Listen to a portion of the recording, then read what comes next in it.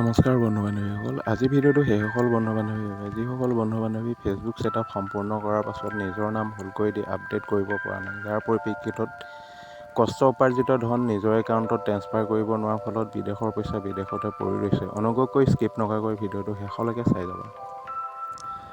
আজি ভিডিঅ'টো বনাবলৈ মোৰ দুখ যিমান লাগিছে সম পৰিমাণে লাজো লাগিছে, কিয়নো যিটো কামৰ বাবে অসমৰ এজন জনপ্ৰিয় ইউটিউবাৰ তথা ব্লগাৰে মোক 2200 টকা চাৰ্জ বিচাৰিছিলে, সেইকাৰণে তোমালোকে এই ভিডিঅ'টো ইমানেই শ্বেয়াৰ কৰা যাতে সেইজন ব্লগাৰ বা ইউটিউবাৰৰ চকুত এই ভিডিঅ'টো পৰেগৈ।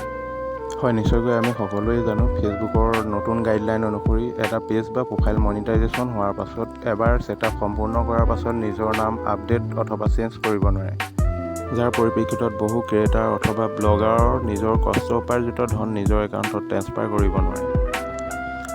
আজি ভিডিঅ'টোৰ জৰিয়তে মোৰ ভুল হৈ থকা নামটো কেনেকৈ আপডেট কৰি লৈছোঁ তাক দেখাবলৈ চেষ্টা কৰিছোঁ। তাৰ কাৰণে তোমালোকে ভিডিঅ'টো শেষলৈকে মনোযোগেৰে চাবা। হয়, আমি সকলোৱে জানো ফেচবুকৰ গাইডলাইন অনুসৰি এবাৰ ছেটআপ সম্পূৰ্ণ কৰাৰ পাছত নিজৰ নাম ভুল হৈ থাকিলে সলোৱা অথবা আপডেট কৰাৰ অপশ্যন এতিয়ালৈকে ছিষ্টেমত অহা নাই।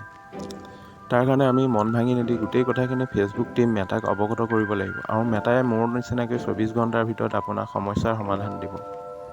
আশা কৰোঁ আজি ভিডিঅ'টো চাই নিশ্চয় সকলোৰে ভাল লাগিল। ভিডিঅ'টো চাই যদি ভাল লাগিল লাইক এটা দিবা, আৰু এনেকুৱা ধৰণৰ সমস্যাৰ সমাধান বিচাৰিবলৈ হ'লে ফেচবুকৰ নীলকণ্ঠ পেজটো আৰু ইউটিউবৰ AS05 নৱজ্যোতি বৰা চেনেলটো ছাবস্ক্ৰাইব কৰিবলৈ নাপাহৰিবা কিন্তু।